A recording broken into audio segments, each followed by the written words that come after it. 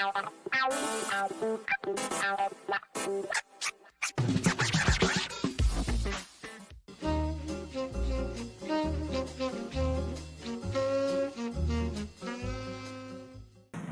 It's the Stephanie Miller Show. Hey. Chris and Travis are filling in for Mama today. We're She's here. on vacation. She is on vacation. And holy crap, do we have a good lineup today? Yes, we do. This is a big show. Yeah, we're going to have Bob Cesca for an entire hour. Well, the way I look at it is it's like a sexy liberal sandwich, like a double-decker sexy liberal sandwich with Malcolm Nance in the middle. In the middle, yes. He is the meat in our sexy liberal sandwich today, sandwiched in between a full hour of Bob Cesca joining us and a full hour of the unprecedented guys, John Aravosis and Cliff Schechter. Yeah. It's a total sausage fest today. It is a bit of a sausage fest, but it was kind of on Monday too, if you think about it. It was, yeah. Or as some people described it, the last hour and a half was a tea dance. That was really funny. I'll take it. It was like an old-fashioned Sunday afternoon tea dance. I will take it. It was a blast, and had no idea where we were going with some of those conversations, but they all turned out fine. You know what? I learned more about escape rooms than I ever wanted to learn. But we made it topical, so there you go. I know COVID has been America's escape room for the last year. That's right. But we're getting out of it, hopefully, and hopefully we'll be getting back to normal. Hopefully normal will not include more of what we had on Monday afternoon in Colorado. Well, unfortunately, that is normal for American life. You know, we got a bit of a year's reprieve from it, but well, I don't know if you saw yesterday, Obama put out his statement about it. Mm-hmm. He was talking about the fact that it shouldn't take a pandemic to stop gun violence. Right. Yeah. And, you know, we were talking about that and we were citing all of that. But now they're also saying that because of everything that we've been through this last year, you know, the mental health issues, you know, people have been inside, they're insecure, they haven't been around people. Right. It's hard. Like whether you're alone or even if you're with somebody else, it's been a really rough year, and people are going to have a hard time transitioning back to a new normal. Yeah. Well, there's going to be a sense of PTSD. And it's not like everything is going to, you know, a switch is going to flip and life is going to go back to normal. It's going to be in stages, and navigating those stages is going to be a little hard for everybody. You know, should I do this at this point? Should I, you know, can I walk outside to my car without a mask now? Or, you know, it just navigating all the little things like that is going to be a little weird. That was funny you should say that, because that was always my thing in the morning. I enjoyed when I would come to the studio. Right. I would walk out and get in my car, and I would not put my mask on. Right. In the morning, and it felt like I was being so naughty because I was out on the street at 5 a.m. and there was no one around. Yeah. And to drive to the studio. And this morning, actually, because you understand street sweeping and how street sweeping works in LA. Right. Today's street sweeping day, so I had to move my car before the show. Yeah. So and that means I had to move it like a block away. Sure. So I was out for a morning jog this morning with the mask on though. Yep. I didn't put my mask on because it was a little bit later and people were out on the street. Wednesdays are street sweeping day for me too. But since I'm in the studio this week, I don't have to worry about that. I know I didn't. Street sweeping was never a problem for me for the last like 3 years. Yeah. But obviously, things have changed in coronavirus times. Yep. But we were talking about mental health issues. It seems like we're learning more and more about this gunman in Colorado. Mm-hmm. And, you know, his brother did an interview talking about how he believed in conspiracy theories. He felt like his phone had been hacked. Yeah. Facebook took down a page of his. Let me see if I can find some of the facts from this. It sounds interesting. And it was funny. You know, Fox News had no interest in covering this story on Monday night as it was breaking. Right. Yeah. Last night it was wall-to-wall coverage because all of a sudden they found out that this person was born in Syria. Yeah. Even though there are there's nothing that we can see so far that shows any ties to domestic terrorism in any way, shape, or form. It seems like I honestly don't think there is. You know, from everything I've seen, he's just, you know, he's been crazy for a while. Yeah, he's a kid who's who's it sounds like he has some mental health issues. You know, he was critical of Donald Trump. You know, he said he inherited a growing economy and the unemployment rate was low. He won because of racism. Mm-hmm. Those are all kind of true facts. Yeah. And he, he expressed objections to Islamophobia, especially again with Trump. He also talked about the shooting in Christchurch in New Zealand on his Facebook page. I'm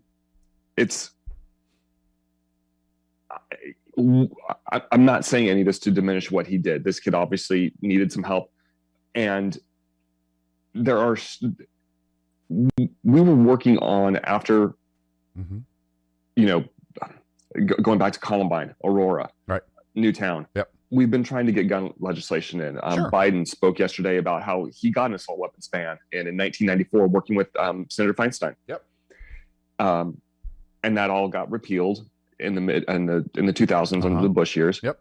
And it's hard not to look at this and think, wow, this could have been a whole different story. Just looking at what's happened in Colorado in this last week. We noted that 10 days ago, the courts overturned a ruling against assault rifles in Boulder. The city had passed an ordinance to ban them in the city. The courts overturned that literally 10 days ago. Yeah.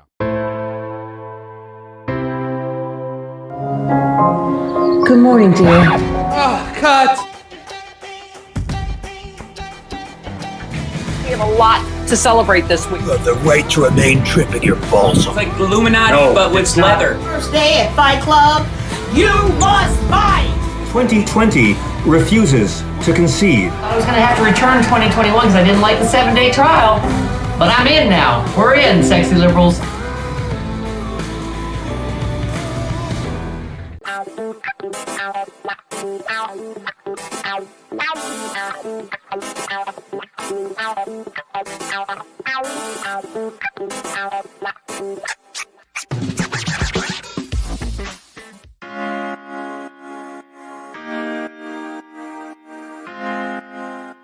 Well, I was saying there, Chris, we have Margaret Cho screaming, "Stick it in" for the vaccine. I don't know what it's called. I'm going to guess "stick it in."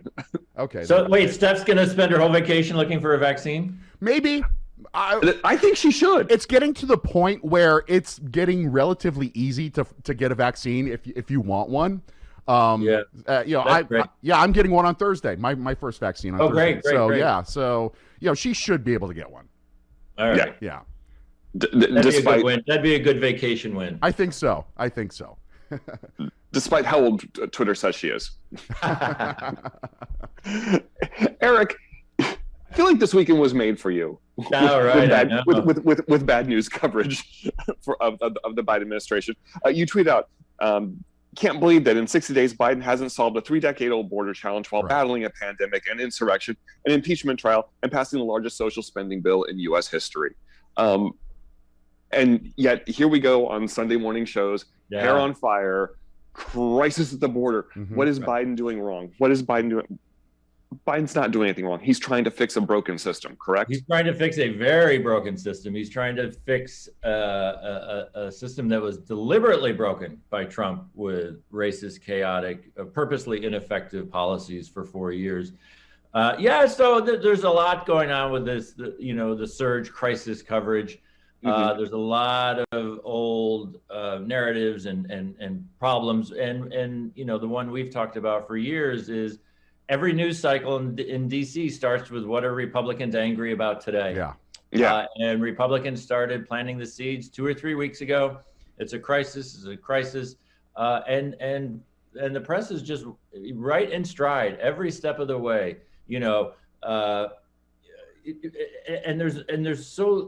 I focused this morning on Press Run on this Washington Post piece that came over the weekend, and we can talk about the Sunday shows too. Washington Post does this doomsday. It's all Biden's fault. He didn't see it coming. He doesn't have a policy. And this was a news story. Right. And there's no context. There's no context about the Trump team refused to cooperate with the transition team for Biden. The fact that Republicans delayed cabinet members who deal with the border crisis.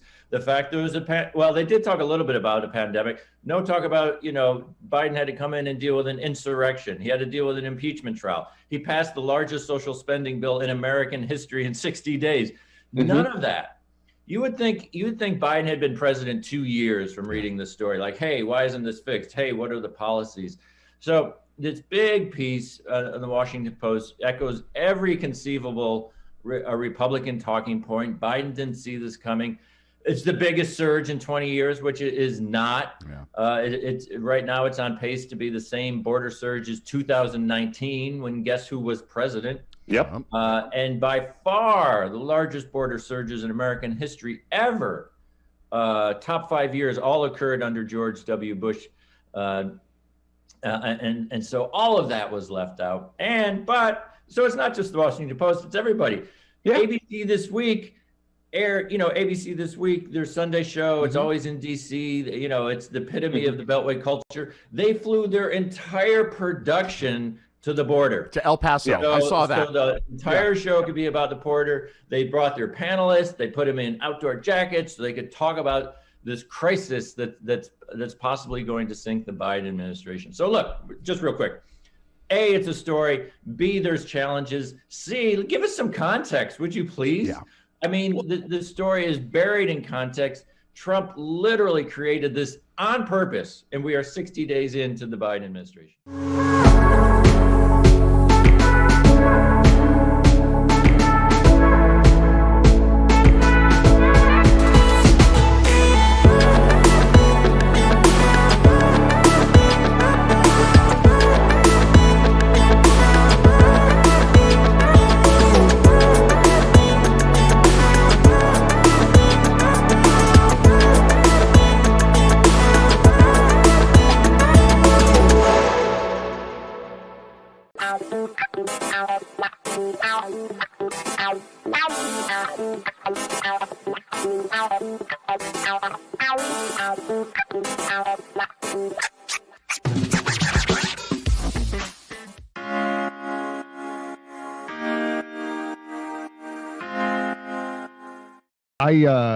I completely tattled on Rush Limbaugh. I went to, because I know the lawyer for the band Rush. Right. And so I contacted him. I said, Rush Limbaugh is calling Sandra Fluke a slut while he's talking over a Rush song. Oh. And they were livid. So they sent a cease and desist order. I got the exclusive for Huffington Post and everything. Yeah. And so Rush Limbaugh from that point forward was legally unable to play Rush music on his show. So that's my little contribution to the EIB network. that was before the resistance was cool. Yeah, that's exactly right. Yeah, I was doing my part against Rush Limbaugh. Yes. Yeah. Well, we got you for an hour. Holy cow. What are we going to do with you?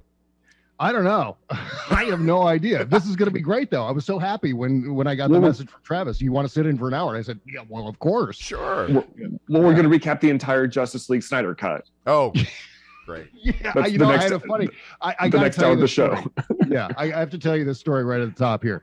I posted about it on Instagram like 36 times or something over the weekend. And on one of the posts, Sue in Rockville chimed in, and I want to make sure I read this correctly.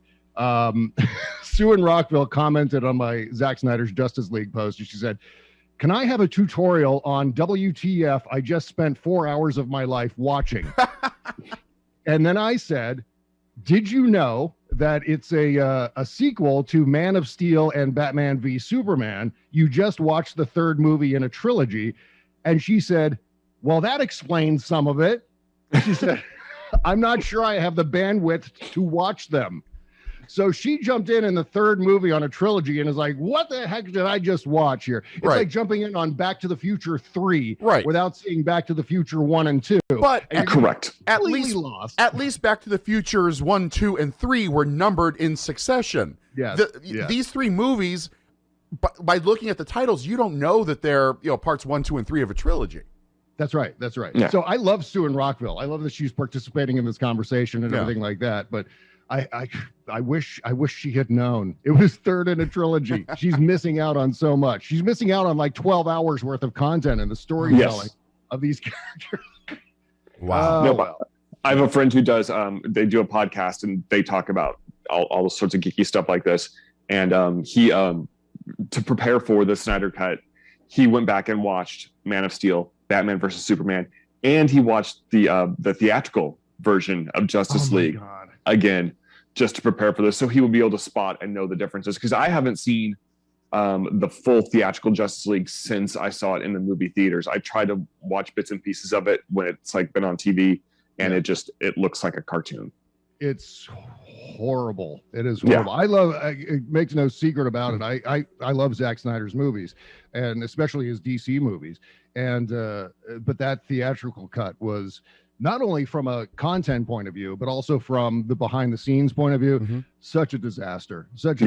Never have seen the light of day. If I had been involved in that theatrical cut, I would have taken my name off of it. I mean, what they did to Henry Cavill alone with the mouth replacement, making him look like some sort of awful mutant monster. I mean, he's one of the most handsome, I don't need to tell you guys, one of the most handsome guys in movies. Yes. And they turned him into this chimera of weird, amorphous, like his face is all distorted. Because he had a mustache for Carpenter horror movie character. He had a mustache for another movie that he was filming, and they brought him in for like reshoots and whatever, and he couldn't shave off the mustache, and so they just CG'd it out. Is that what it is? Yeah. It was for Mission Impossible. He had the mustache for Mission Impossible, and Paramount said no. You can't shave that mustache. That will delay our production. We're loaning you out, but we need you to come back looking the way you're supposed to look. Well, thank God all of that's gone for the Snyder Cut. And that's one of the main things that I was hoping for with the Snyder Cut. And I knew it wasn't going to be in there, but, I'd love to have the continuity of these movies without having to look at that awfulness that should never have made it to a theater. It was just bad. But a 4-hour movie, you can't release a 4-hour movie into the theaters anymore. You just can't. No. Well, that's why this movie could only exist with the streaming environment. Right. Yeah. And also, to a certain extent, it could only really exist with the fact that we were all isolated with COVID. I think that was part of the decision making. We need to get some content out there. We need to make some. Let's get this thing that Zack Snyder was unable to finish. Right. Let him finish it, which is not only a triumph for the storytelling, but also a triumph for creative integrity. Right. I think it was a huge success story for the creators allowing to finish their vision, and I think that was supportable. And it cost Warner's very little in marketing, so it's basically pure profit. And I love we haven't talked about politics at all. Not at all. Stephanie's not here. It's blah blah blah. It's kind of like nerd. Yeah, it's kind of like on Monday when we spent an entire half hour talking about escape rooms with Hal. Yeah, see, now I feel a lot better because I've done a couple of escape rooms, and as far as the nerd spectrum goes, Hal went. Hal has defeated me. Yes. Yeah. I must step down with my title of King of All Nerds and hand that crown over to Hal Sparks. Yeah. I think Hal would be okay with that. He would. Yeah. But you can take these Zack Snyder movies and talk about them in terms of politics. So I mean, like the first Superman was about an outsider coming into our society. He was an illegal alien. He was an immigrant. Yeah. And so let's talk about immigration. What do you think about what? It seems to me at the border. Wow. Nice segue. Yeah, Travis. That was great. Well, I'm smooth, aren't I? This back on track. Okay. Don't worry, we'll fall off the cliff into that's good though. I admire that. That was a good segue. We'll fall off the cliff back into Superman. Don't worry. I'm wearing a Superman shirt for crying out loud. And this was an intentional choice for you today, Bob. We'll come back to you, Superman. No, but I mean, talking about right now, Biden and Harris are out trying to promote the American Recovery Plan right now, and it seems like every stop he gets on, the Republicans are trying to push all these other stories to keep him from talking about how great the American Recovery Plan is. And the big one they're harping on right now is the border, which there was a huge article, I don't know if you saw it last night in the Washington Post, where they went in and they broke down, they go, this is not a surge. This is a seasonal thing. This is what happens every year. There were more people last year. And all of a sudden, Republicans care about this issue. Yeah, it's only a surge because Fox News is saying it's a surge. Good morning, dear. Oh, cut! We have a lot to celebrate this week. You have the right to remain tripping your balls. It's like Illuminati, but with leather. First day at Fight Club, you must fight! 2020 refuses to concede. I was going to have to return 2021 because I didn't like the 7-day trial. But I'm in now. We're in, sexy liberals.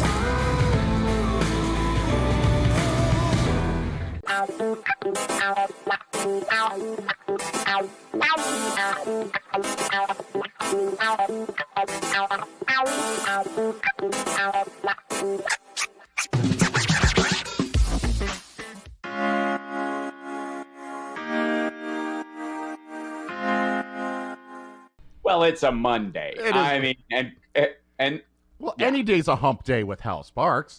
That's quite true. I put the hump in your days, yes, as it were. I would argue, and this is, Wednesday has always been hump day because it's the day you're over the hump in the week. It's the camelback visual of what your work week is like. But in reality, I feel like Monday, Tuesday, Wednesday, and Thursday should be the hump days, and Friday should just be lead into the weekend because you're really humping all week, aren't you? I mean, if things are going right, sure, yes, sure. Well, I mean, in terms of work, I mean, in the gonna be your beast burden, that kind of hump, right? That kind of carry it, boy. I'm gonna carry that weight, right? You know what I'm saying? So, I do. Yeah. I'm feeling you there. Right. Welcome to the hump, and it's nice to see you guys. It's great to see I know. I'm so much closer to actually seeing you in person. I can almost reach out and meet and grope you right through the screen. And we're getting close to being able to see each other in real person because Chris gets his first shot this week. I got my first shot last week. Yep. Yay! Yeah. And I've had both of my shots. Yay! All right. Yeah. So I took I don't know who knows this in the mix of crowd, but I actually took my son to see his grandparents for the first time in a year, over a year with my dad and my stepmom, and like 9 months with my mom. So it was a huge, reuniting of the generations, with me kind of being the, in the game of Pong, I was just kind of the white line kind down of the middle. Yes. Yeah, exactly. But it was a great, moment. And as we've all faced our mortality during the pandemic and kind of referenced it in everything that we do, and concern, every single day you're confronted by it in a way that you don't normally. You weren't in a pre-2016 world, right?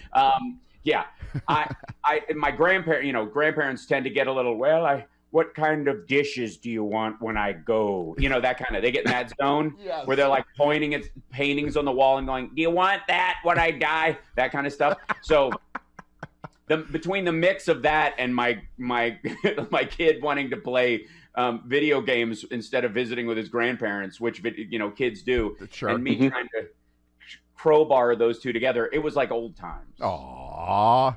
Things are returning to normal. Yeah, it was back to abnormal, and many a tear was shed just for the odd normalcy of the whole thing. Yeah, Dylan, my husband, he got to go up. His parents, who are in their 80s, are fully vaccinated now. And a couple weeks ago, he went up to see them, and it was the first time that his parents, his sister, her family with their two little ones were all in the same space together, and they actually felt like they could take off their masks and actually hang out and eat dinner together for the first time in a year. It's beautiful. And you know what I mean? If anything, all these people talk about how, like, it was a plandemic and a deep state conspiracy, and the UN shock troops are going to show up and dart us all in the neck, and it's all a plot to get nanobots in our blood, which of course is all true. Totally. But only really just to prepare us for life in space because of the asteroid that's coming. But did I say that out loud? Send your cards and letters to Hal Sparks. That's right. No, but right. But it turns out it was just a big deep state plot to make you appreciate your relatives more, and movie theaters and going to live shows, because that's really the turnaround on this. That I was always shocked, and I don't know about you guys. Were you just blown away by the number of people who were like, masks are mind control and they're just a way of stopping your individuality, as if anybody has plans to wear the mask past this pandemic? Like it was, America is now a masked country, like, we're all wearing veils now, was the way they presented it. Like we want to wear masks. Yeah, and I never understood. I'm like, you do realize there's a shelf life on this, and that shelf life comes sooner the more you participate. The more you actively wear your mask, the less time we spend wearing masks. Yeah. But then But then that's the illness and death rate we have right now, right? We're humping along right in the middle, and that's because the blue states and the big population areas are going down, and the red states en masse, which if you squeeze them all together, end up to be the population of, Detroit, Houston, and California all put together, are on the rise or can't taper their death rates and their hospitalization rates. So it creates this standard. And we're all on the hook because it's nationwide. We're all on the hook for that.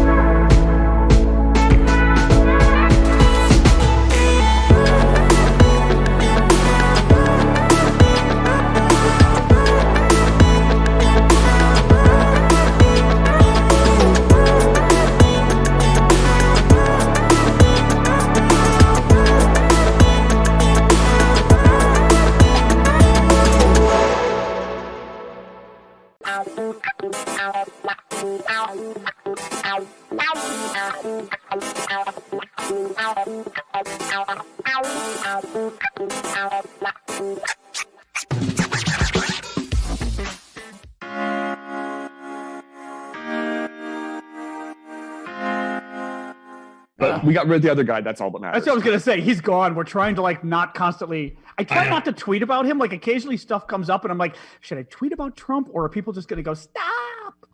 I don't know. I find everything he does now more amusing just because it doesn't carry the same weight.